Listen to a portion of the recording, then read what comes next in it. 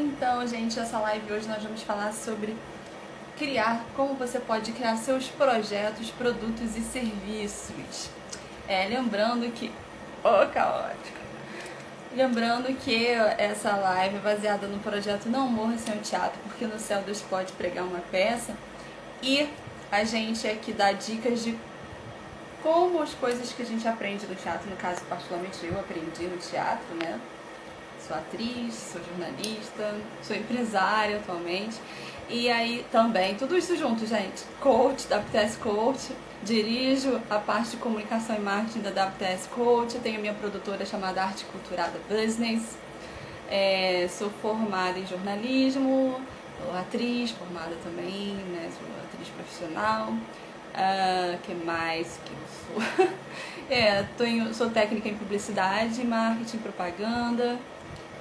E sou coach para desenvolvimento pessoal, com a nossa técnica da WTS Coaching, desenvolvida pelo Dr. Del Delambre em 15, já deve ter mais 15, quase 20 anos de pesquisa aí.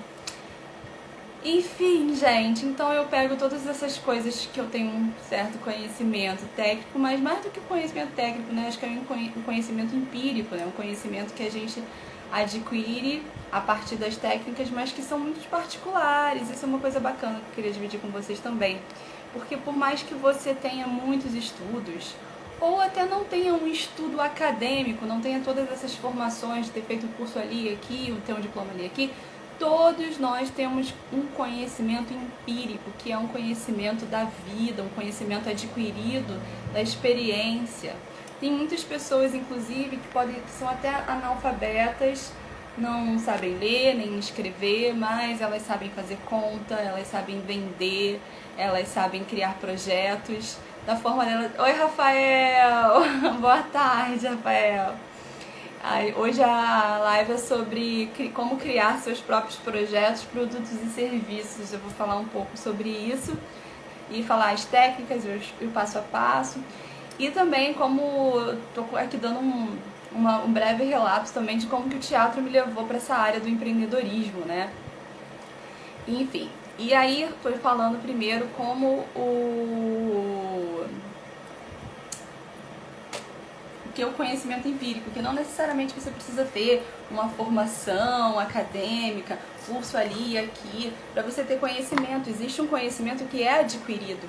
E mesmo que você tenha também essas formações todas, várias outras pessoas têm mais ou menos as mesmas formações. Gente, eu conheço muita atriz jornalista e coach. Mas cada uma tem a sua personalidade, tem a sua própria história, a sua própria personalidade, característica, que isso vai fazer com que o serviço, o produto, o personagem, o que for que ela for criar, vai ser diferente, então vai ter um diferencial natural no mercado. Aí, no caso, a gente tem que saber reconhecer quais são as nossas características, quais são as nossas virtudes, o que a gente gosta de fazer e o que chama a atenção do público, né? O que resolve questões do público para a gente, então, transformar em projetos, produtos e serviços, certo? Oi, Luciano Gustavo! Boa tarde, Rafael e Luciano, firme e forte comigo! Que maravilha! Eu espero tá podendo contribuir com alguma coisa, para algum conhecimento de vocês. E aqui eu tô contando mais ou menos como é que o teatro me levou para o empreendedorismo e como é que a gente pode, a partir de algumas técnicas, chegar a criar nossos projetos, produtos e serviços. Então, no início, eu achava muito antagônico aliás, minto, eu não. Eu sempre achei igual, porque desde que eu comecei a estudar teatro tecnicamente, os meus professores, e eu sempre fui muito do teatro, eu nunca procurei muito televisão e cinema, né? Hoje até sou mais aberta, tenho até vontade de fazer, curiosidade. Cinema eu entendo, eu já fiz mais do que televisão, né? Mais cinema independente. Eu tenho uma história muito de atriz e companhias e grupos independentes. Então, essa questão do empreendedorismo, da produção, é uma coisa muito forte no artista independente, porque ele quer ser independente, ele não quer estar dependente de uma empresa, de um patrocínio, nem de um edital para poder fazer a obra dele. Então ele aprende a ter que gerenciar os próprios recursos. Então, assim, você não fica muito focado em ser só ator, você aprende, né? Então, eu, como fui formada por artistas independentes e sempre foi muito do teatro, o teatro é muito independente porque é muito difícil você captar recurso para teatro quando você não é uma figura da mídia, assim, muito conhecida, que já fez muita novela, que sai em muita revista. Hoje talvez seja um pouco mais fácil, porque você pode, se você tiver muito seguidor no Instagram, muito seguidor no Facebook, você atrai empresas também. Mas isso é uma coisa muito nova e mesmo assim é muito difícil ainda você conseguir gerenciar as duas coisas ao mesmo tempo, né? Agora eu até acredito que a partir desse ano com a pandemia, acho que as coisas vão ficar mais...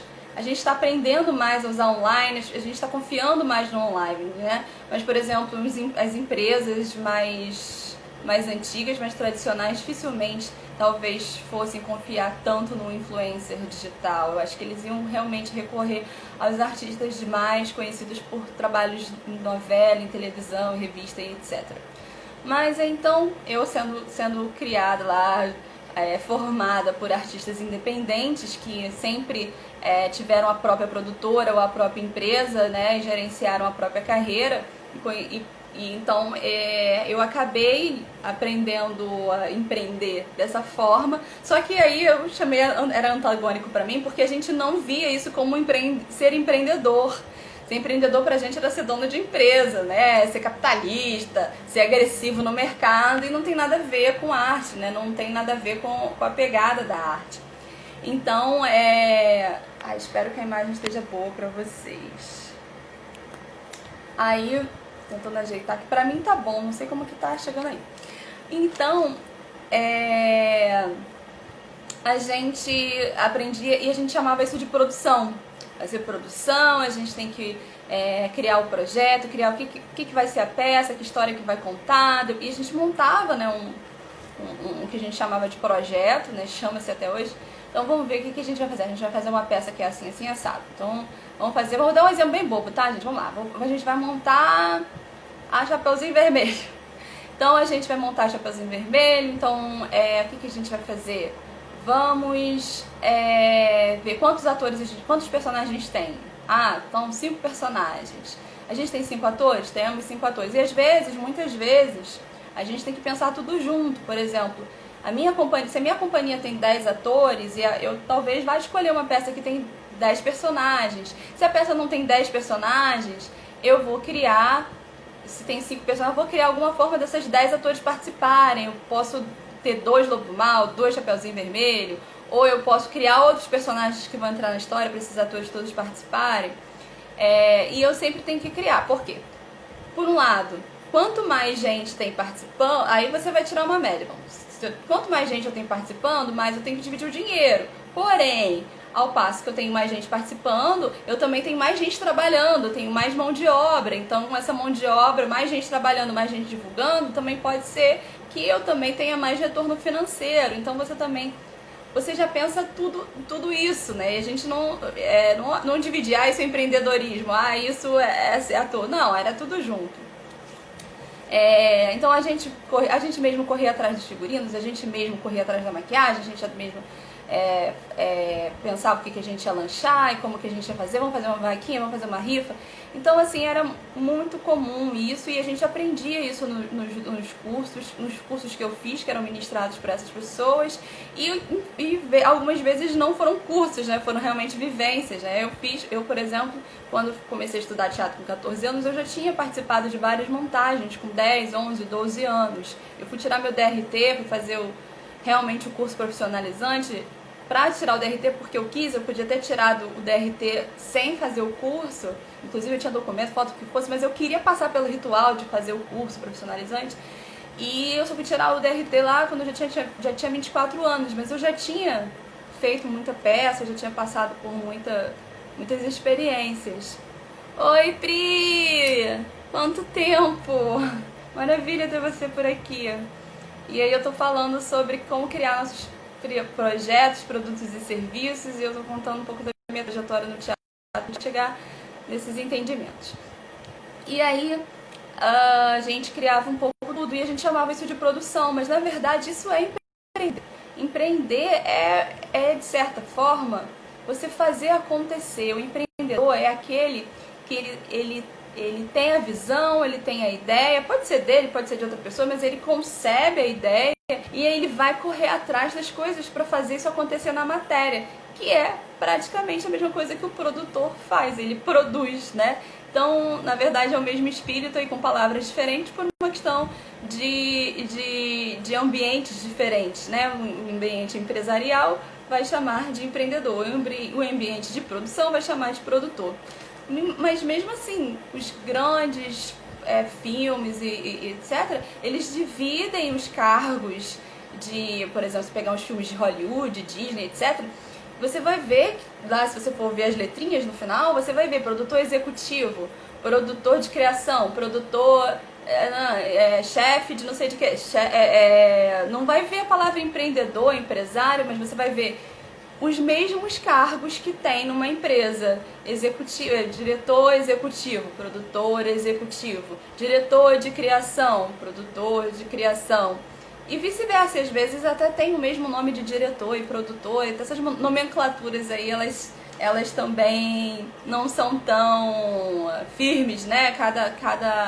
Cada companhia gosta de chamar de uma forma, né? Diretor de criação, produtor executivo é a pessoa que lida com a papelada, com os direitos, entre outras coisas. O produtor geral é o produtor que é o cara que tem a ideia, é o cara que concebe o espetáculo e tem a ideia de tudo. Ele é acima do produtor executivo. Tem o produtor... tem um outro produtor que é o assistente de produção, mas tem um outro nome que agora eu esqueci, que ele é o cara da ação, ele é o cara que vai sair para comprar as coisas. Então tem várias escalas. Algumas pessoas mudam uma nomenclatura ou outra, mas é mais ou menos essa. Tem um cara que tem a ideia, que vai escrever o projeto, conceber o projeto, tem outro cara que vai cuidar da papelada do projeto, e tem um outro grupo, e são grupos, dependendo da produção, vão ser grupos, né? Um produtor executivo-chefe, o grupo dele, o produtor maior e o grupo dele, né? E aí vai tendo as hierarquias. E, em geral, os assistentes de produção são as pessoas, ou o diretor de assistente de produção, etc. É o grupo que vai realmente fazer as ações práticas, né? Nós temos que sair, teve a ideia da cama, o outro fez a papelada de conseguir a cama, e aí o outro vai lá e junto com o caminhoneiro pegar a cama, entendeu? Então é mais ou menos assim que funciona, e é bem parecido com uma empresa, óbvio. Tem o cara que é o CEO, que tem a ideia, que tem o conceito, que cria a empresa, a missão da empresa, a direção, os caminhos da empresa. Tem o diretor executivo, que é o cara que vai ser responsável por legalizar tudo, correr atrás da papelada toda, ver os meios legais e tal. Vai andar um pouco junto, talvez, com os advogados, né, da empresa. E aí tem também um outro diretor que é da parte operacional, que vai ver, que vai ali atuar junto com a mão na massa, né? Vai junto com os trabalhadores, com os cargos mais operacionais, que vai acompanhar o fazer da empresa, né? Vamos lá acompanhar, o cara vai lá, uma empresa de engenharia, o cara vai instalar o sistema fotovoltaico, então tem aquele diretor que vai acompanhar a instalação do início, meio, fim. Então é a pessoa que vai para a prática, né? Que vai para a ação. Então, basicamente, a estrutura é a mesma. E aí, quando eu comecei... E aí, eu já trabalhava no teatro, já fazia direção, produção, e a gente faz tudo. Não eu sou nesse tipo de produção independente, a gente é um pouco de tudo. A gente muitas vezes é o próprio diretor, às vezes você está em cena e um está dirigindo, e quando esse outro ator vai para a cena, você senta e dirige esse outro ator.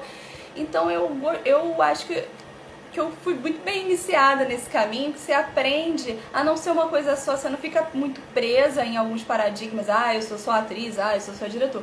Agora, É bem verdade que no início, assim, quando isso não era muito comum, eu sofri um pouco de preconceito, porque, ou você é atriz ou você é empresária, ou você é atriz ou você é produtora, assim. Eu sou atriz, mas eu sei produzir, eu sei empreender, posso não ser a melhor produtora, posso não ser a melhor diretora, mas eu sei fazer o básico, eu sei as regras, eu sei jogar, né? Eu não vou passar aperto por não ter isso, e ninguém vai passar aperto por não ter isso se eu estiver no time. Então, é uma questão de...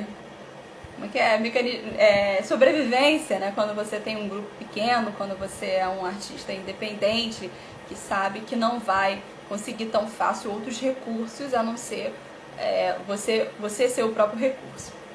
Então daí eu posso dividir com vocês, né? Porque daí desse espírito aí, dessa panela aí de vamos fazer, vamos acontecer, vamos criar e vamos trazer para real, eu fui aprendendo algumas técnicas.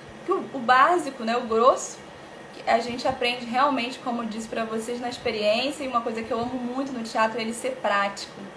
Ele não você não aprende teatro lendo teatro, você não aprende teatro estudando teatro, você aprende teatro indo ao teatro, ou brincando, fazendo mesmo teatro. Então é assim que você aprende teatro. Você pode ler e deve ler, mas você vai mais realmente aprender ele na prática, porque teatro é ação. Lembra que eu já falei, drama quer dizer ação, é prático, é experiência, é movimento, é mão na massa, é uma experiência inteira. Porque quando você lê uma coisa na teoria, você só está experienciando isso na razão, na mente, no plástico.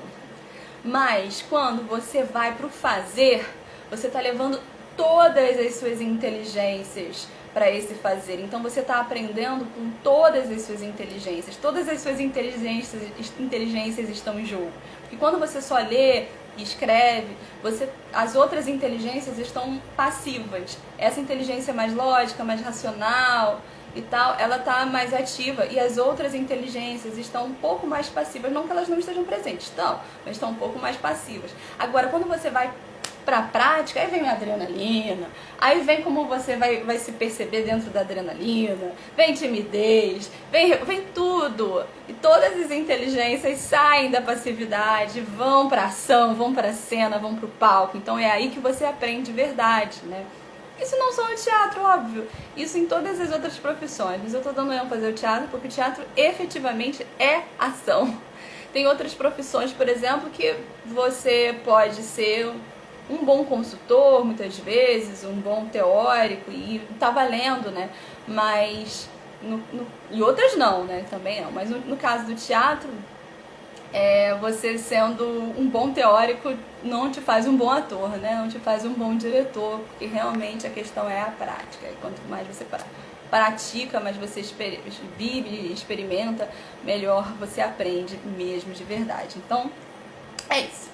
E aí, nesse movimento, né, a gente, claro, acaba pegando algumas técnicas, alguns conteúdos, alguns macetes que vai vindo pra você, né? De repente você está trabalhando num grupo de um produtor que ele já tinha lá como montar projeto, você vai sentar com ele, vai aprender e vice-versa. Então, são essas técnicas que eu dividi e escrevi aqui e pensei em dividir. Então vamos passo a passo, né? Vamos criar projetos, produtos ou serviços. Na verdade, tanto projeto quanto produto ou serviço é alguma coisa que você vai oferecer à sociedade, né? No caso, projeto, né? A gente pensa não necessariamente um projeto é uma palavra que é mais, vamos dizer assim, mais geral, né? A gente usa projeto, pode ser um projeto de vida, pode ser um projeto Casa Nova, projeto Corpo Sarado. Projeto é uma palavra que resume uma ideia, né? O meu projeto é uma ideia. Só que quando a gente fala projeto, oficialmente, a gente quer dizer que é essa ideia formalizada. Então, como a gente formaliza uma ideia? Isso é montar um projeto. Vamos formalizar uma ideia para que a gente possa apresentar para uma empresa ou para que a gente possa apresentar para um grupo de teatro, que a gente possa apresentar para a escola, que a gente possa apresentar de uma forma formal e legal para qualquer que a gente queira. Ou a gente pode simplesmente montar um projeto para a gente mesmo, né? Meu projeto de casa própria, meu projeto de obra na sala de estar, meu projeto maternidade, né? Então, assim, essa é como a gente vai escrever esse projeto, que às vezes é importante pra gente também criar o projeto a partir do projeto, da ideia, do sonho, da vontade que a gente tem, porque isso te facilita e isso faz com que você viabilize ele, porque ele não fique só na mente, que você vai ver o que na realidade, de verdade, você tem em mãos para realizar esse projeto, né? Porque muitas vezes as pessoas ficam, eu tenho esse sonho, mas nunca acontece, eu queria isso, mas nunca acontece. Não é que nunca acontece, é porque você provavelmente nunca fez acontecer. Então a técnica de montar um projeto, ele te ajuda a você ver os caminhos de fazer isso acontecer. Então vamos lá. Algumas dicas para você criar o projeto, certo? Então a gente vai trabalhar o que é como montar um projeto de uma forma prática. E em primeiro plano, se você não tem um projeto, acredite, você tem, você só não sabe o que tem. Você tem que pensar as coisas que você gosta, que você sonha, que você deseja, as pessoas que você admira, que você falaria assim, nossa, deve ser tão legal ser igual a pessoa de fulana de tal. Mas por quê? Porque ela faz isso, ela faz aquilo, as pessoas pensam assim, essa... Lembra que tudo que a gente vê no outro e gosta no outro é um reflexo do que a gente tem no nosso interior? Então esse é um bom caminho para você pensar. E o que você quer para você, o que você gosta de fazer. Todo mundo tem sonho, tem desejo. Gente, é um aplicativo que já vem da Mãe Natureza. Então você só tem que descobrir onde ele está e como ele funciona. Mas ele está aí.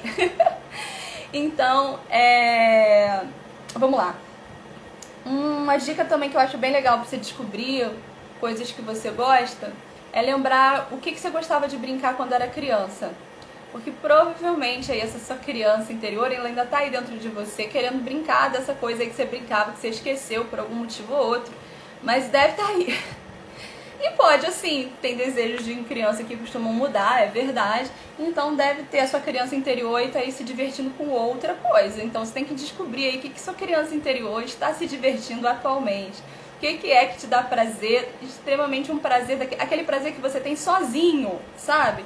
Que quando você tá sozinho você gosta de fazer, que você se diverte e não precisa de mais nada, e de mais ninguém, nem de plateia, nem de aprovação. Então, por aí está o seu projeto, o seu sonho, o seu desejo de vida.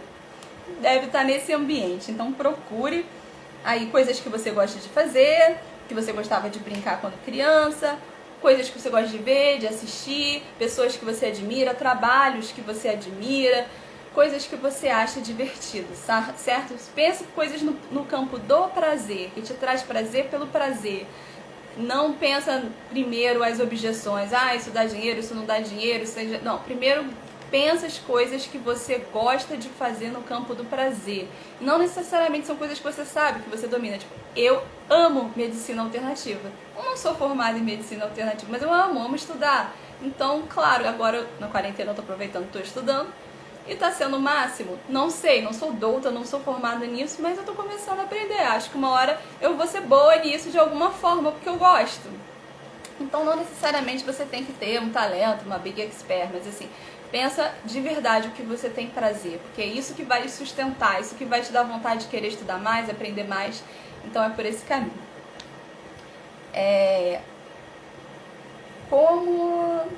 Então, aí esse é o passo 1 de montar um projeto, que é primeiro descobrir o que você quer fazer, né? O que é a sua ideia, o seu sonho, o seu objetivo. Anota esse objetivo. Vamos fazer exemplos, tá, gente? Eu vou dar um exemplo, vou continuar com o exemplo da Chapeuzinho Vermelho, que a gente continuou de vermelho, vamos continuar de vermelho hoje. E pra gente ver na prática como funciona.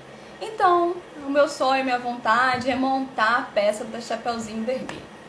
Esse é o meu projeto, essa é a minha ideia. Agora vamos formalizar essa ideia. Então, todo projeto tem que responder 5 itens, 5 ou 4 itens. Primeiro, o objetivo desse projeto. O que é?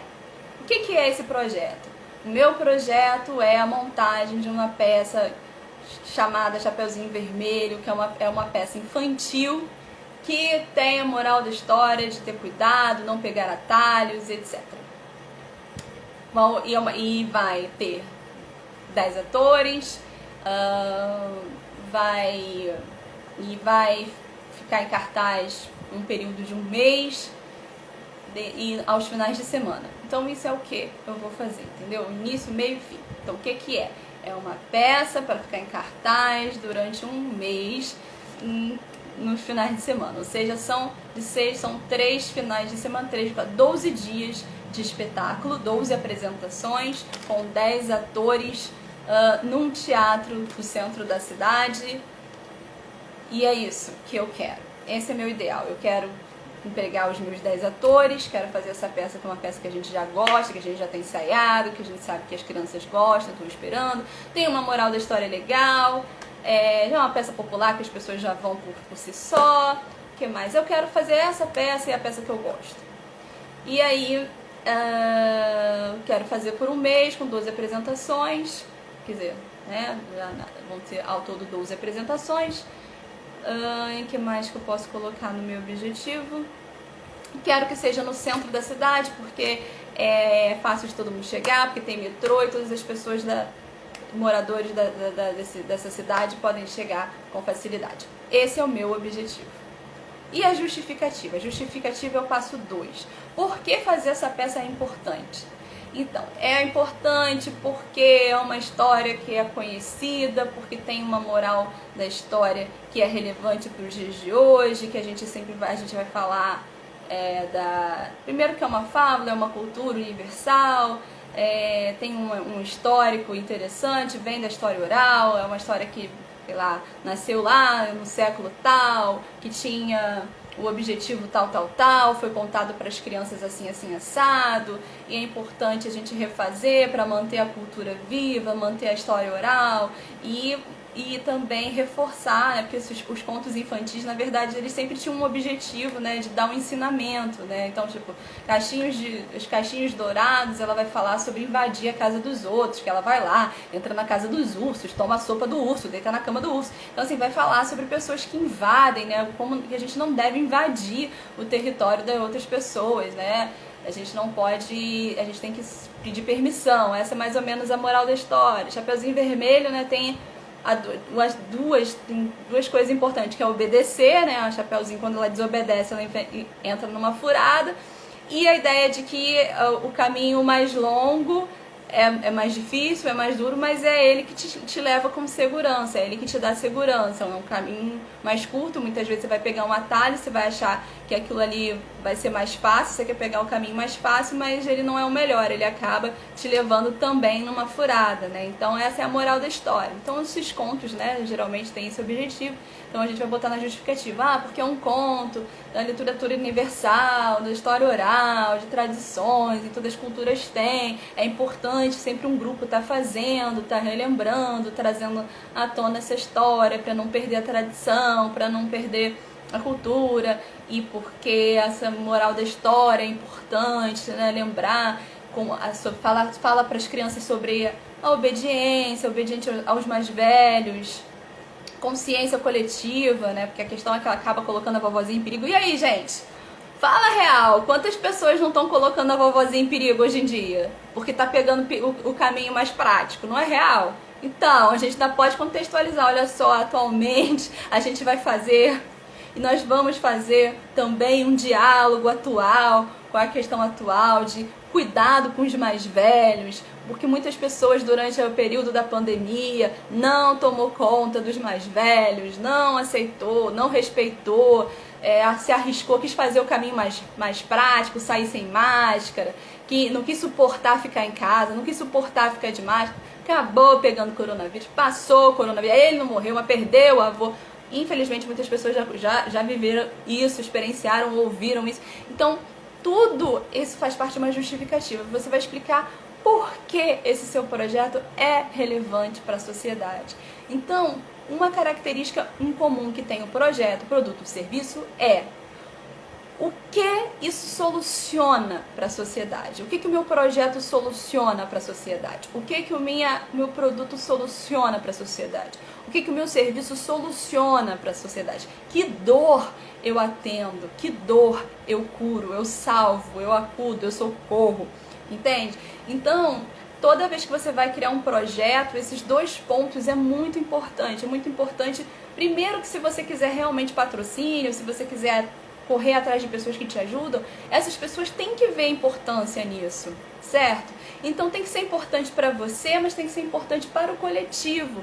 Nesse caso, sobretudo no teatro, ele tem muito essa característica porque é para o coletivo. Agora é óbvio, se você vai fazer um projeto que você quer montar um projeto para você, né, a sua casa, então é um projeto para você. Então você escreva por que é relevante para você. Porque também é uma forma de ter autoconhecimento, é uma forma de você se apropriar, se empoderar do seu sonho, entender por que isso realmente é importante para você. Então, só fazendo esse adendo, né, eu tô falando de um projeto mais amplo, mas também a gente pode fazer projetos específicos, particulares pra gente mesmo, né? Como eu coloquei aí. Então, essa é a justificativa. Então, a gente tem o primeiro passo, que é o objetivo, o segundo, que é a justificativa. O terceiro passo, a gente vem para o cronograma. Cronograma. O que é o cronograma? É quanto tempo eu vou levar para fazer isso. Então, eu vou ter que colocar exatamente, eu vou ter que analisar quanto tempo eu vou fazer em passo a passo. Por exemplo, uma peça de teatro, a gente tem o processo de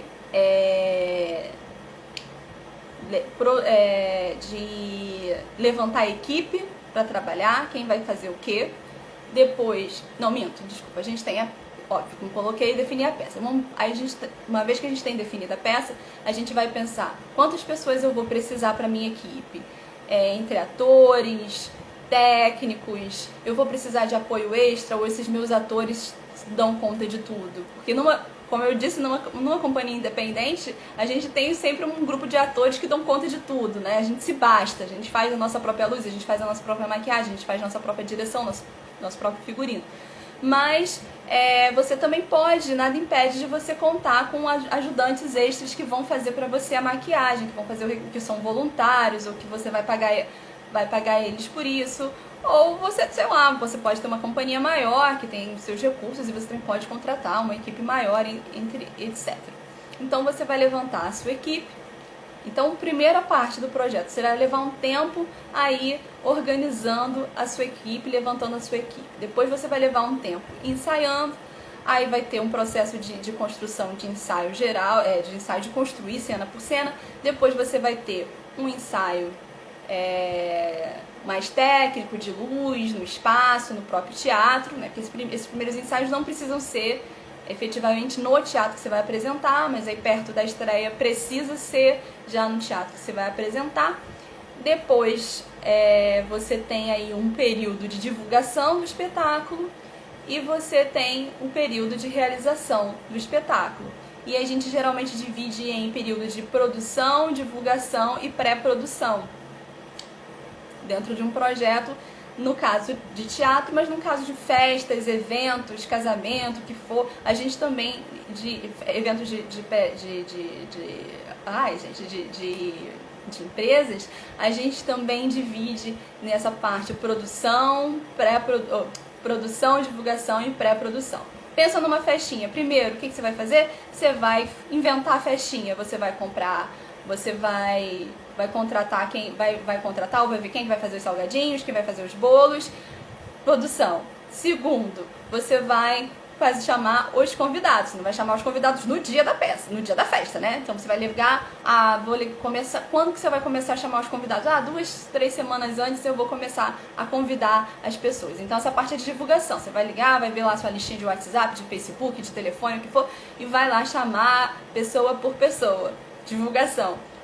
Aí depois tem a realização da festa, a festa vai acontecer, e depois tem o que a gente chama de pré-produção, que é lá o que? Acabou a festa, todo mundo se divertiu, comeu, mas é lá, como é que tá a sua sala? Com papel no chão, com gente lá caída ou não, enfim, todo mundo foi embora ou não, tem aquele convidado que ficou caído, que não soube brincar. Então, aí você vai fazer a pré-produção, né? Vou ter que limpar o lugar, vou ter que ligar, fulano, busca aqui ciclano, tá aqui, passou mal. Então, você tem os seus parentes que talvez vieram de longe, que estão na sua casa, você vai continuar atendendo, acolhendo essas pessoas. Então, tudo é o você tem que fazer depois da festa, né? Por exemplo, Natal. Natal você vai pensar o que vai fazer.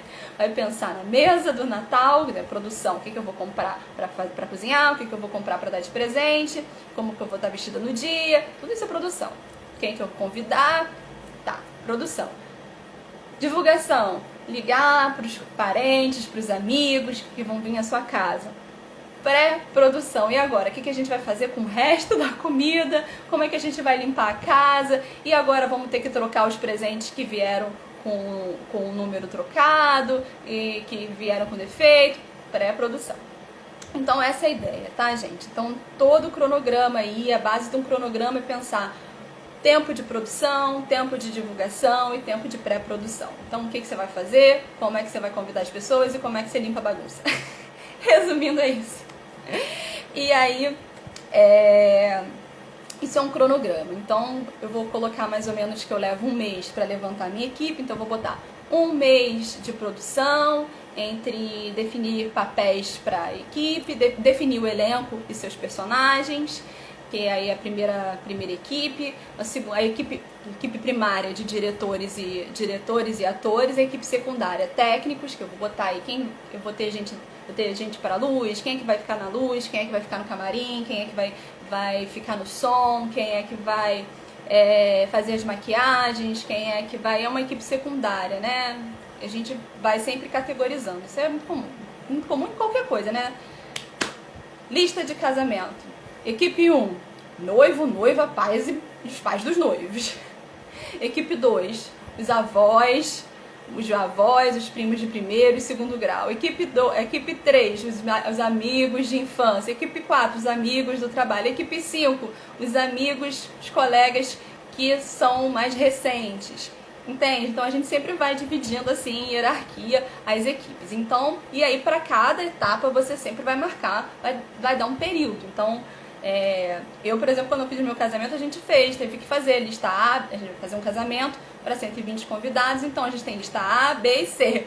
Não necessariamente as pessoas são mais importantes do que as outras, mas a lista A são os parentes que não tem como faltar. A lista B são as pessoas que são mais próximas e têm mais tempo na sua vida. A lista C são as pessoas que você conheceu recentemente, que você tem amor, que você tem afetividade, mas não é um amigo que você tenha há 20 anos, né? Não dá pra comparar em termos de tempo, em termos de história, em termos de amor é incomparável, mas, né, em termos de travessias de história. Oi, Leia, boa tarde, que bom ter você por aqui. Agora a gente já deve estar boa noite, não sei. Aí, conclusão. Então, que mais que eu tava dizendo? Voltando ao meu raciocínio, a gente vai dividindo as equipes e o sempre importante. Vanessa Bonelli, que máximo! Olá! Tô aqui falando sobre projetos, produtos e serviços, como montar. Aí, coisas que eu aprendi no teatro. Pasme, aprendi. E aí, a gente tá lá na montagem do cronograma. Tô falando sobre montar o cronograma num projeto. Então, nessa primeira parte, a gente vai montar a produção do projeto. Então, vamos lá. Eu vou levar... vamos supor, acho que em uma semana eu consigo levantar aí, 2 dias, vamos supor, 2 encontros, 2 reuniões de 2 horas, eu consigo aí elencar quem vai ser a minha primeira equipe de atores e diretores e a minha segunda equipe aí de suporte técnico. E depois numa reunião aí de 30 minutos, eu talvez consiga elencar aí minha equipe aí de limpeza, de auxílio geral, de apoio, né? Então, eu preciso de primeiro levantar essa equipe. Então, eu vou colocar isso aí, e aí eu vou colocar. Então, eu levo... Para a primeira equipe, eu vou marcar 2 quarta-feiras de 16 às 18. Na outra, então, ao todo, vão levar 2 semanas, olha...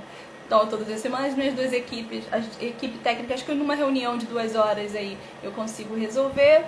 E na outra, e a minha equipe de auxílio geral eu consigo resolver também numa reunião de 2 horas. Então, como essa aí vou ter que fazer em 2 quartas-feiras, porque vamos supor que o elenco só encontra as quartas, então eu vou levar 2 semanas para concluir, uma eu vou levar 1 semana e a outra 1 semana.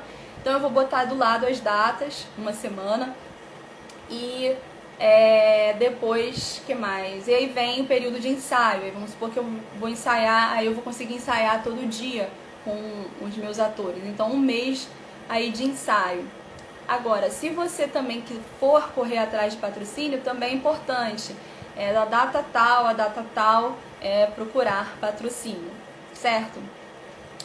E aí você fechou a sua produção, ou levantar recursos, caso não seja patrocínio, você não vai ter patrocínio, você mesmo vai ser o seu próprio recurso, então vou levantar recurso, eu vou ver o que eu posso vender, o que os meus atores podem vender, o que a gente pode fazer em comum aí pra fazer, sei lá, vai fazer vaquinha, vai fazer rifa, vai fazer o que for, pra gerar o recurso para fazer o espetáculo, e aí você vai colocar tudo isso aí no seu cronograma, de quando a quando, quais as ações necessárias e de quando a quando você vai fazer. E aí no final você vai ver qual é a menor data e a maior data. Vamos supor que lá eu botei que eu ia levantar a minha equipe começar dia 2 de dezembro, e aí no final aí eu tô fazendo eu tenho um período aí de tentar captar meus recursos aí dentro de um mês, então eu vou finalizar 3 de janeiro, vamos supor. Então eu vou colocar aí que vamos botar 15 de janeiro, então eu vou colocar o meu cronograma aí, eu vou fazer ele dia a dia, data por data, né, de 1 de dezembro até 15 de janeiro, e aí eu tenho o meu cronograma de produção. Agora, nessa parte só de produção. Agora, depois de produção, a gente também tem que fazer, dentro desse cronograma, né, essa é a primeira parte, produção, lembra que eu falei? Agora a gente vai fazer a divulgação, que é convidar as pessoas. Então, o que eu preciso aí para divulgação? Eu preciso fazer folder, eu vou fazer uma divulgação online, eu vou fazer uma divulgação presencial, eu vou fazer uma divulgação... eu vou fazer uma divulgação aí de online e presencial, eu vou fazer cartaz, eu vou fazer folder, então você vai levantar as coisas que você vai precisar para sua divulgação. Quantos cartazes, quantos folders, quantos posts de Facebook, quem vai fazer o quê. Então já é uma segunda parte do nosso cronograma. É uma assessoria de imprensa, de divulgação, né? Então, quem vão ser as pessoas que vão trabalhar, qual vai ser a equipe que vai trabalhar nessa divulgação, são os próprios atores, em geral uma equipe pequena, os próprios atores fazem, se for uma equipe grande você vai contratar aí um líder e seus liderados para fazer essa parte, e aí você vai dividir o material que você vai usar e os profissionais que você vai precisar, quando você vai começar e quando você vai terminar. Então vamos supor, aí já que eu fechei o outro 15 de janeiro, vou botar aí pra mim que eu vou começar aí 2 dias depois, vamos supor, não sei, bota aí, dia 16 de janeiro eu vou começar a levantar aí minhas ações para divulgação. Então, na primeira semana eu vou pensar quem vai ser minha equipe e o que a gente vai fazer para divulgar. Na terceira semana a gente vai sair efetivamente para divulgar. Então a gente vai sair colando cartaz, a gente vai sair aí postando no Facebook, ligando, convidando as pessoas. Então eu vou levar... Quanto tempo que eu vou fazer divulgação? Gente, divulgação é aconselhável pelo menos, no máximo, 2 semanas antes do evento. Mas lembra que quanto mais... Depende do tamanho do evento, né? O Rock in Rio começa uma divulgação quase de 1 ano antes. Mas se é um evento menor, 2 semanas está ótimo. Mas lembrando que quanto mais tempo você ficar divulgando, mais chance você tem quanto mais tempo, mais possibilidades de você ir a outros lugares, a convidar mais pessoas, né? Na pandemia não dá pra fazer, a gente só pode fazer online, mas eu, por exemplo, na minha divulgação eu gostava de fazer 3 etapas, assim, uma etapa folder, cartaz, de deixar cartaz nos lugares que eu achava que tinha o meu público, por exemplo, se é uma peça infantil, eu ia nas escolas deixando o meu cartaz, se é uma peça aí infanto-juvenil, eu ia nas faculdades deixando o meu cartaz, se eu tenho promoção, eu vou nas escolas públicas, se eu não tenho promoção, eu vou nas escolas particulares, ou se eu posso fazer os dois, eu vou... Se eu tenho promoção efetivamente para todos os estudantes. Então, assim, eu vou sempre pensando, a gente vai sempre pensando quem é o nosso público, é uma coisa muito praxis de divulgação, quem são as pessoas que vão ter interesse de comprar.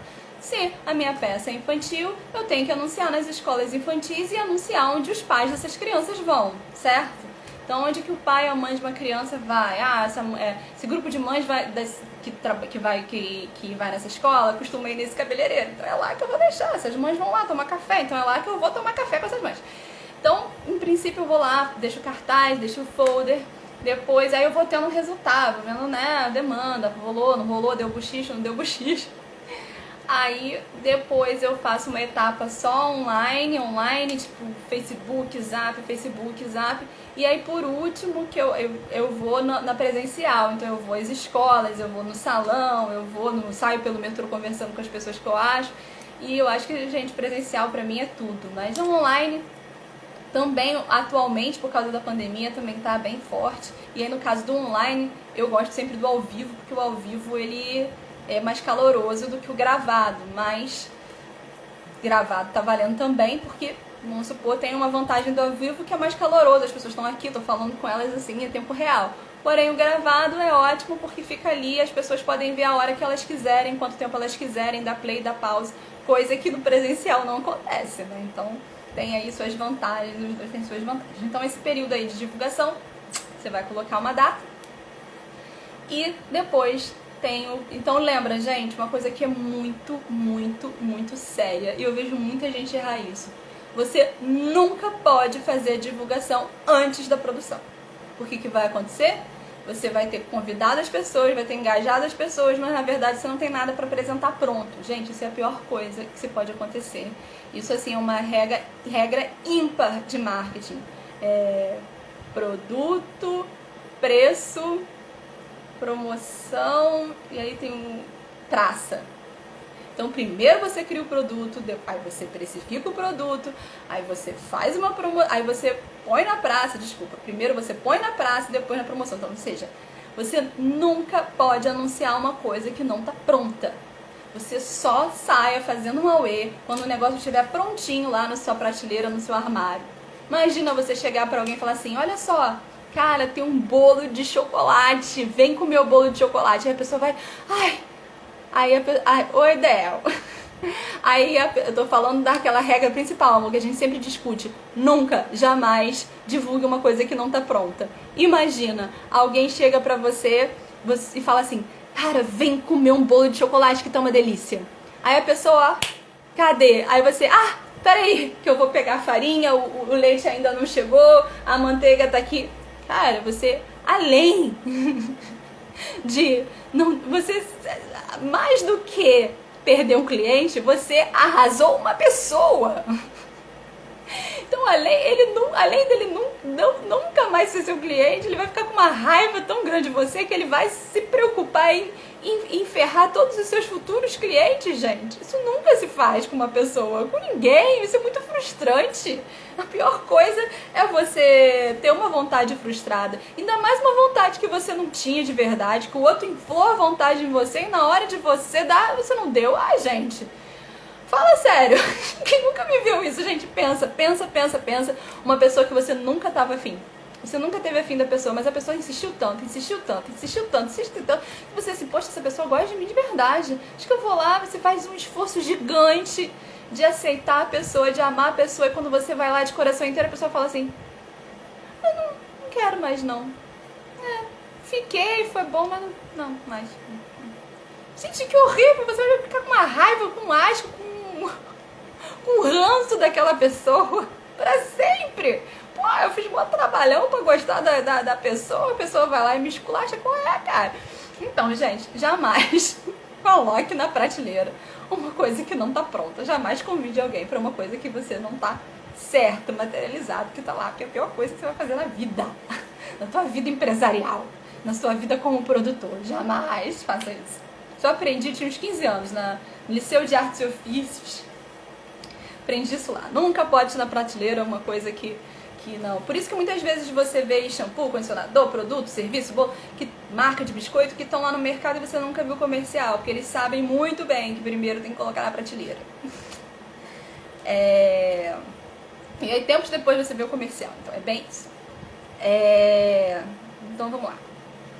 Aí você fechou aí o seu cronograma, botou de tanto a tanto você vai levantar, de tal dia a tal dia você vai levantar a sua equipe, de tal dia a tal dia você vai, é sua primeira equipe de produção, tal dia você vai levantar a sua equipe técnica, de tal dia você vai fazer os ensaios, e aí de tal dia, aí quando tiver tudo ensaiado, tudo pronto, todo mundo pago, tudo mais ou menos resolvido com quanto vai ganhar, quando tiver tudo certo, a equipe estiver toda segura do texto, do não sei o que, aí você vai marcar a data de estreia, aí você vai partir para a questão da divulgação. Você vai marcar oficialmente, né? Porque pro grupo você pode ter, a gente sempre tem uma meta de estrear, por exemplo, estava ensaiando, a gente tem uma meta de ensaiar e estrear em agosto, mas a gente não saiu divulgando, a gente vai estrear em agosto. Nossa meta é estrear em agosto. Mas aí quando a gente começou a sentir seguro, que agora a gente está pronto para apresentar, aí a gente começou a divulgar, e a gente já era o final de agosto, podia ser, aí a gente resolveu colocar pro início de setembro, que era mais interessante. Então, é por aí. Então aí você vai marcar a data de estreia, e aí dentro da data de estreia, gente, sempre não vai marcar porque eu tô pronta, eu vou marcar amanhã. Não, você tem que dar o teu tempo aí de divulgação. Então, no mínimo 2 semanas, mas lembrando que uma peça, uma coisa maior, você vai precisar de mais tempo de divulgação, né? Um evento menor, no mínimo 2 semanas, mas quanto maior o evento, melhora para você o maior tempo de divulgação. Você vai ter tempo aí de refazer, de ter plano A, plano B, plano C, isso aí deu certo, refaz, vamos de novo. Então, antecedência, planejamento é a alma do sucesso, eu sempre digo isso. Quanto melhor seu planejamento, mais sucesso você vai ter. E quando uma coisa não dá certo, a gente creia, não é azar, é falta de planejamento. Ai, mas nossa, furou o pneu do carro. Gente, mas se você tivesse planejado e o pneu do carro furasse, você não ia ter crise nenhuma, você não ia nem lembrar que o pneu do carro furou. Você não ia nem lembrar que o papelzinho do negócio veio rasgado. Você ia lá e veio rasgado, ia trocar no dia seguinte, isso não ia ser um problema pra você. Mas quando você tá na adrenalina, ai que azar, furou o pneu do carro, ai que azar. Todos os erros normais que acontecem no dia a dia, se você tem tempo, são erros comuns, são coisas triviais que acontecem na vida. Mas se você tá atrasado, você vai pensar, ai que azar, culpa do destino, meu anjo não rezei pro anjo da guarda. Mentira, tudo competência ou competência. Eu sempre falo isso, gente. Eu não sou boazinha não, olha só, se deu certo a gente foi competente, se deu errado a gente foi incompetente, não tem sorte azar. Vamos analisar onde a gente foi incompetente e vamos ser competente dessa vez, certo? Nos negócios não pode ter esse negócio de sorte e azar não. Aí eu sou dura. O que mais? Projetos. Então, a gente criou aí nossa produção, nosso cronograma de produção, nosso cronograma de nosso tempo de produção, tempo de produção de equipe, produção de divulgação, e aí a gente vai marcar também um pré-produção. O que é pré-produção? A gente vai fazer a contagem dos ingressos, quanto que a gente vendeu, vamos ter que retirar geralmente material, figurino do teatro, devolver para as pessoas que emprestaram, pagar todos os funcionários. O que mais que a gente faz na pré-produção? Limpa o teatro, limpa o espaço que a gente usou. Se a gente pegou dinheiro emprestado, se a gente teve patrocínio, a gente levanta as notas, a gente tem que entregar as notas com tudo que a gente usou, dá uma satisfação do valor para quem patrocinou, quem ajudou o seu projeto, ou dar minimamente aí um agradecimento. Às vezes acontece, né, de um time ajudar, cada um dá uns R$100, faz uma vaquinha. E aí eu acho sempre muito importante, eu nunca deixo de fazer isso, a não ser que, nossa, por um motivo de força maior, por mais que seja um projeto aí simbólico de uma vaquinha que cada um deu R$10, eu gosto de, no final de tudo, ligar para as pessoas. Se é um grupo pequeno, eu gosto de pessoalmente ligar ou visitar.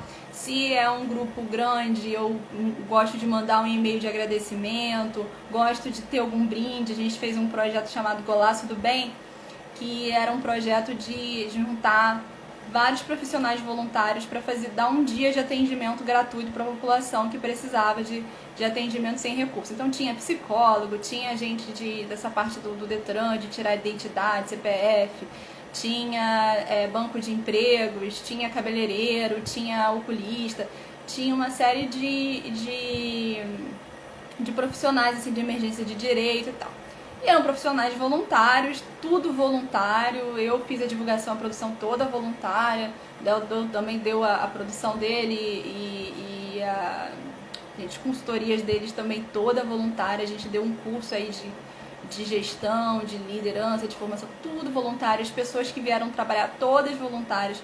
O dinheiro que a gente conseguiu foi doação dos vendedores do bairro, tudo voluntário. No final, e aí, o que eu pensei, né? Não precisa ser muita coisa, mas foi tão legal, assim, deu super certo. Foi uma ideia, assim, de improviso, mas deu super certo. E aí eu fui, né, falei, gente, como é que eu vou presentear esses voluntários? Assim, a gente já não tinha muita verba, né? E aí tava com uma raspa do tacho, assim, tipo assim, uns 40 reais, uma coisa, ou menos que isso, acho que devia ser 30 reais, ou menos que isso. Eu lembro que eu falei assim, o que eu vou fazer, sabe de uma coisa? Quando eu tô assim, eu vou entrar num desses lugares, dessas lojas que tem muita coisa. Eu entrei na Calunga, que era a loja que tava mais perto, né, que é uma papelaria gigante. Aí eu fui andando e falei, o que eu posso comprar aqui a varejo, que vai ser um presente legal. Eu fui andando. Aí eu topei com uma caixa, assim, que vinha uns 100 chaveirinhos desses de escritório, de plástico, que abre. É um chaveirinho normal, aí ele tem um plásticozinho que abre e fecha pra você botar o nome da chave, né? Ah, chave da gaveta 3. E é só pra isso que é esse chaveiro. E é isso que eu olhei e falei, gente, essa caixa é colorida, cada um tem uma cor diferente, gostei desse negócio. Conclusão, aí eu fui lá, falei com um dos meninos lá da equipe, que era dessa parte de área visual. Eles vamos fazer um chaveiro personalizado. Aí a gente botou assim, eu fiz um golaço do bem, eu marquei um golaço do bem, que era o nome do evento. E a gente deu um por um, voluntário por voluntário. Gente, foi uma festa, foi uma farra. Com certeza não era nada demais, um chaveiro que nunca ganhou. Mas o símbolo, né, de ter recebido um carinho, de ter recebido, ser gratificado pelo dia, e a frase, né, eu marquei um golaço do bem, né, que é tipo, eu ajudei uma pessoa, eu fiz diferença, foi muito bom. Então, assim, nem sempre a questão da verba aí, dar uma coisa cara, uma coisa realmente é o mais importante. Assim, o carinho é sempre bom.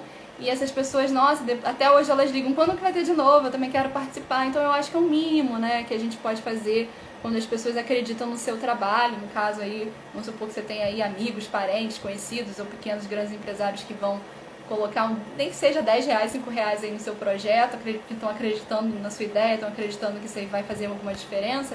Eu acho legal você criar alguma coisa aí, botar no seu cronograma aí, dar um carinho aí, dar um feedback, nem que seja só um e-mail de agradecimento, com umas palavras bonitas, uma vez que você pode criar ou convidar alguém para escrever, que tem essa veia aí mais poética, e escrever e dar um carinho de volta. Eu acho que é uma coisa bem legal, né? Fora as recompensas que geralmente a gente oferece, quem ajudar com 5 reais vai ganhar 10 ingressos, enfim, são coisas que a gente geralmente faz, né, pra essa parte do patrocínio, aí quem gosta de correr atrás de patrocínio. Eu gosto mesmo de eu poder ser o meu próprio patrocinador, quando eu tô fazendo né, toda que eu tenho uma produtora, mas em uma empresa, hoje eu não gosto muito dessa... Não dou recuso, se a pessoa vier, eu aceito, porque eu acho que se ela tá vindo é porque ela tá vendo um valor em mim, então eu acho que a gente vai negociar de igual para igual. Mas eu hoje não, por ser um país difícil, por ser, por ainda as empresas aí tem muito essa questão do, oi Raíssa, tem muito essa questão ainda, tem que ser famoso, tem que ter... Eu acho mais rápido e prático.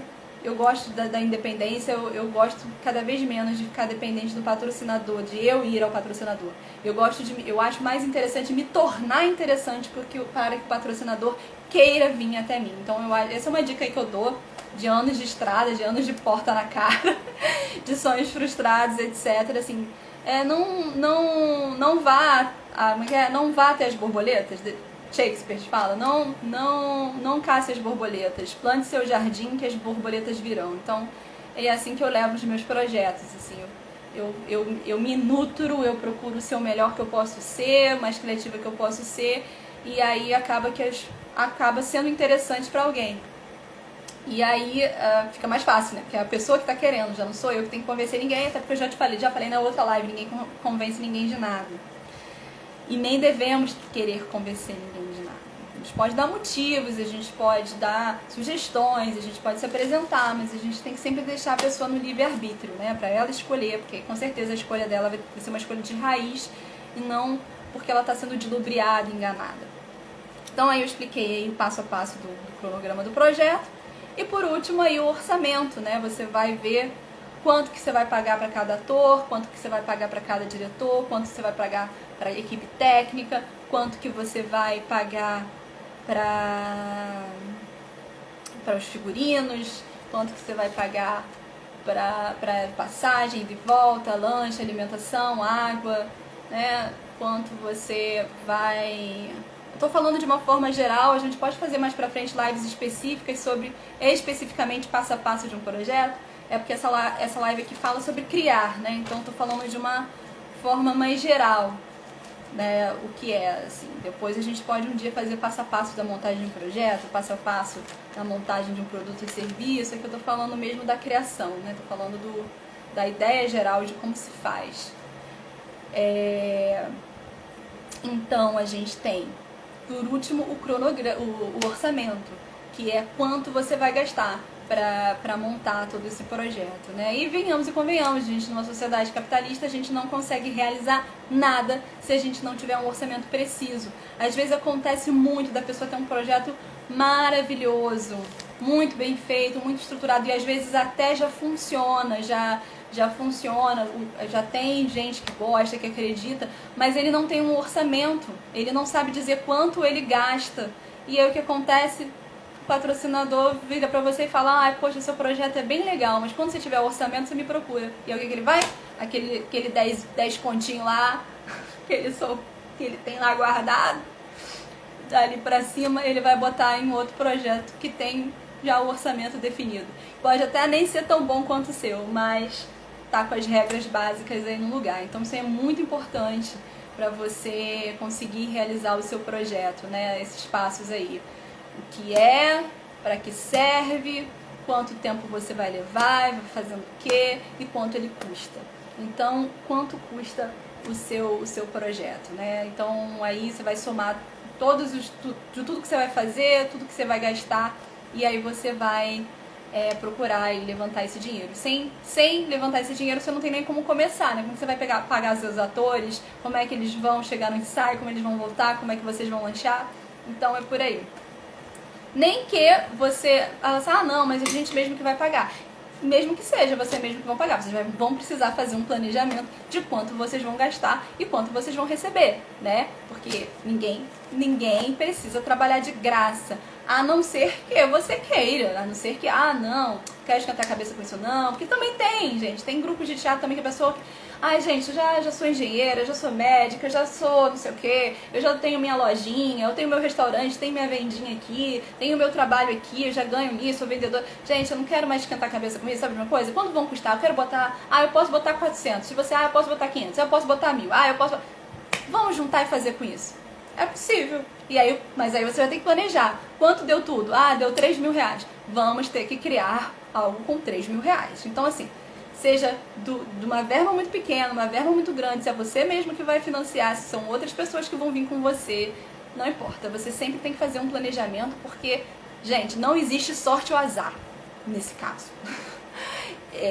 Existe competência ou incompetência. Se você tiver numa linha de competência, honestidade, integridade, organização e organização, todas as coisas vão cooperar para o bem. Se você estiver jogando pro alto, fazendo tudo inconsequentemente, incompetentemente, todas as coisas vão cooperar para o mal. Vão tudo cooperar para o pneu furar, para o ônibus bater, para não sei quem sofrer acidente. Gente, é verdade. Tudo que você faz gera uma energia. Se você tá alinhado, tá fazendo tudo limpo, coeso, correto, até o que era para ser erro vira acerto. Se você tá fazendo tudo de qualquer jeito, até o que ia ser acertado, que era fácil, que era prático, que era óbvio, dá errado. Tô falando isso depois de quantos anos?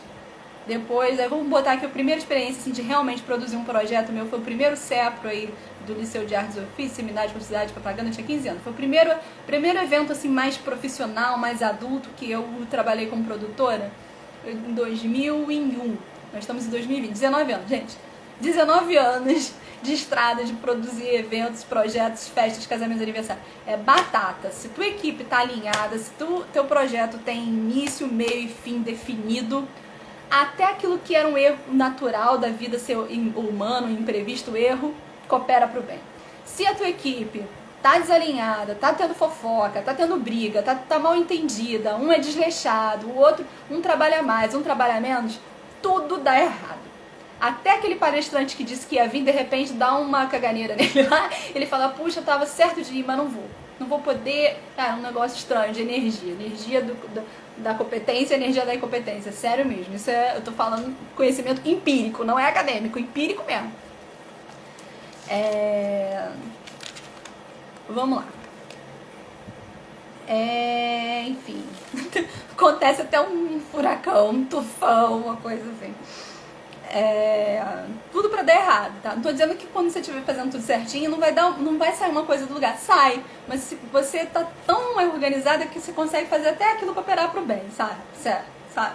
E o outro, quando até o que tava certo, acaba dando errado. Então isso aí eu levantei pra vocês basicamente o que é um projeto, o que é levantar um projeto. Então isso aí eu passo a passo, quem quiser anota, depois assiste, dá play, dá pause, play, pause, mas isso aí é como a gente levanta um projeto de qualquer coisa que você vai fazer na vida. Isso aí é a regra básica de qualquer tipo de projeto, aí para edital, isso aí é a base. Alguns vão pedir mais informações, vão ter, a gente tem que ter tantas pessoas. Algum outro projeto ele pode ter uma linha, uma perguntinha a mais, mas ele sempre vai ter essa. Isso daí é o esqueleto. O resto são detalhes que você vai ter que administrar ali, aqui, vai ter que ajustar, porque um projeto, por exemplo, tem projetos que eles já têm uma verba.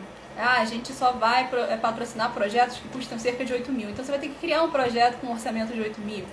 E aí, seu orçamento é 8 mil.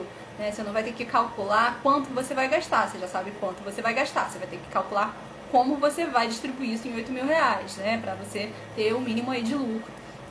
Então, óbvio, se você quer ganhar dinheiro, você tem que fazer a conta com lucro, que agora que a gente vai entrar aí na segunda parte, falando de venda, né? O projeto pode ser um projeto lucrativo, pode ser um projeto voluntário, pode ser um projeto sem fins lucrativos. Então, vai do seu objetivo, né? Se você quer que seja lucrativo, você vai ter que sempre, se o projeto vai te custar 8 mil, você tem que pelo menos pensar, bom, cada pessoa vai ter que ser ressarcida do que gastou e ganhar um pouco mais. Então, de repente, meu projeto vai custar 16 mil. Então, você vai fazer, vamos supor, né, melhor. Você vai lá botar o preço de cada profissional, vai somar tudo. É a forma mais prática de fazer, né, objetivamente. Eu botei lá todos os profissionais, materiais, tudo que eu vou gastar, vou somar tudo e vai dar o meu valor. Então, esse ator aqui vai ganhar, sei lá, 500 reais por apresentação, esse outro 500 reais por apresentação, não sei o quê. Eu gosto muito dessa primeira equipe, né, que vai trabalhar mais, todo mundo ganha igual. A segunda equipe que vai trabalhar a segunda equipe vai trabalhar menos, mas vai trabalhar também todo mundo ganhando igual. E uma forma básica, assim, para não ter briga. E tipo, Friends é um sucesso, uma série que eu gosto muito, um projeto maravilhoso. Friends é um sucesso porque todos os atores ganhavam a mesma coisa, todo mundo da equipe ganhava a mesma coisa. Acho que isso é um dos grandes sucessos, grande exemplo de sucesso de equipe, as pessoas não se sentirem injustiçadas, né? Trabalhando a mesma coisa, ganhando menos, isso já dá errado desde o começo. Então a equipe técnica é uma equipe que trabalha menos do que a primeira equipe, você pode ter um preço menor do que a equipe principal, porque ela está trabalhando menos, mas todo mundo de igual importância ganhar mais ou menos o mesmo produto. Tipo, geralmente a primeira equipe trabalha mais, né, vai ensaiar, são os atores, vão ensaiar todo dia, 5 vezes por semana, e a equipe técnica só trabalha nos dias do espetáculo. Então, não necessariamente eles não vão ganhar mais, porque eles vão trabalhar menos, né? Então, é justo. Que mais? Então, a gente fechou aí o projeto. E aí, deixa eu ver quanto tempo eu tenho, que eu não sei quanto tempo que eu tenho de... eu comecei 5... Ih, já deu 1 hora. Então, produto, serviço, eu vou falar bem breve, para não ficar chato. E aí, na próxima live, eu detalho.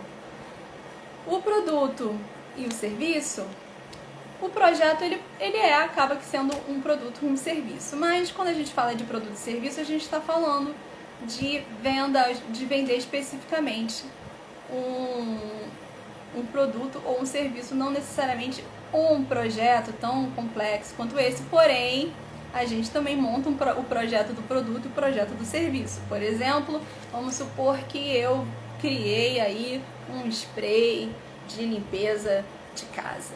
Então eu criei esse spray com os ingredientes XXX, com os ativos XXX, e que é bom por causa não sei o que, por causa da pandemia, é mais prático, é rápido, eu posso jogar na casa, eu posso jogar nos ambientes, eu posso não sei o que. Então, eu vou montar um novo projeto desse produto. Quanto que eu vou gastar para comprar esses ingredientes, depois quanto que eu vou gastar para colocar isso em garrafinhas, quanto que eu vou gastar para fazer. Então eu vou basicamente dividir no valor, a gente vai montar o que é, de novo, o que é, para que serve, quanto custa para eu fazer e quanto custa para eu fazer em termos de material e quanto custa para eu fazer em termos de HH, hora humana. Então você vai precificar os itens materiais, o material que você gasta, e você vai precificar o tempo que você leva para fazer isso. Então, quanto custa a sua mão de obra? E você vai olhar no mercado mais ou menos quantas pessoas da sua profissão, geralmente tem os sindicatos aí, para ter uma base aí de quanto custa a sua mão de obra. E o serviço é a mesma coisa. Serviço é uma coisa que você oferece que não é um produto físico, né? É um serviço, por exemplo, uma aula de inglês é um serviço, uma consultoria é um serviço, um aplicativo é um serviço, né? E essa é basicamente a diferença entre produto e serviço. O produto é uma coisa física, um celular. O serviço é a operadora. A operadora oferece um serviço, ela vai facilitar aí o seu pacote de dados, é o serviço que ela oferece. Mas bem, gente, já temos 1 hora de live. Eu vou então especificar produtos e serviços aí na próxima live, que eu já aviso quando vai ser. Eu ainda tô aqui tentando me organizar com os meus novos horários, que eu tô com novos trabalhos aqui, novos projetos pro ano que vem também.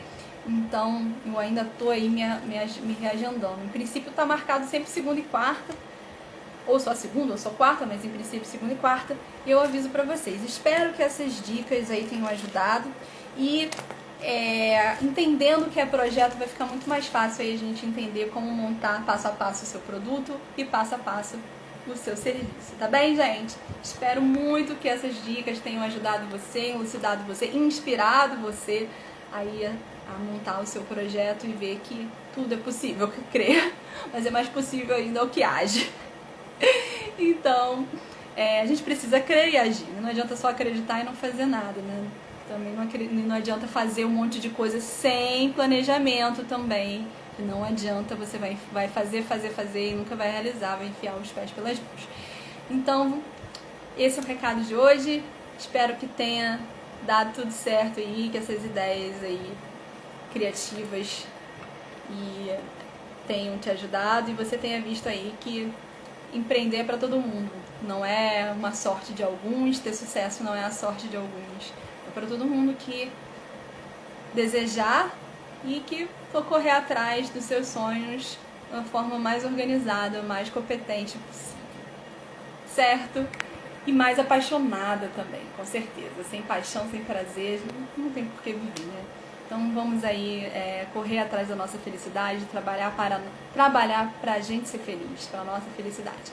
Aproveitando aí, falando isso, vou fazer um merchan do Poder de Ser Feliz. Meu Poder de Ser Feliz aí nossas matrículas estão abertas para esse novo ciclo também, um novo trabalho nosso. É um curso inteiramente online e tem mais informações aí na bio, você pode clicar. Hoje a gente abriu as inscrições para esse curso, Meu Poder de Ser Feliz, que é um curso que ajuda você, se você está insatisfeito com o seu trabalho, mas o seu trabalho te paga minimamente bem as suas contas, te faz respirar, mas você não está mais satisfeito com o seu dia a dia no trabalho. Esse é um curso que te ajuda e te ensina a fazer a transição de um trabalho para outro trabalho com segurança, com sustentabilidade, sem ter que enfiar o pé pelas mãos, não, justamente a gente ensina você a fazer um planejamento de uma forma bem organizada, que te ajude a respirar, que te ajude a passo fazer a transição de um trabalho para o outro, de uma profissão para outra, ou de uma carreira para outra. de forma sustentável, de forma equilibrada, que você não vai ter que perder uma coisa para ganhar outra, tá bem? Então, se você estiver aí procurando isso, ou conhecer alguém que está bem procurando isso, esse nosso curso online, que tem encontros, tem mentoria particular também, tem aulas online, tem muito exercício prático, e aí já é bem denso no sentido de ter muito material já, PDFs, planilhas que você pode adquirir, já vem no curso, mentoria também particular com o Dr. Del Delambre, que é o especialista aí dessa área, e também algumas reuniões no Zoom. Então é um trabalho bem legal que a gente já vem montando ele aí. Essa aí é a nossa terceira turma do ano. Então quem quiser e tiver interesse, o link tá aí na bio. Boa tarde para todos. Boa noite, na verdade.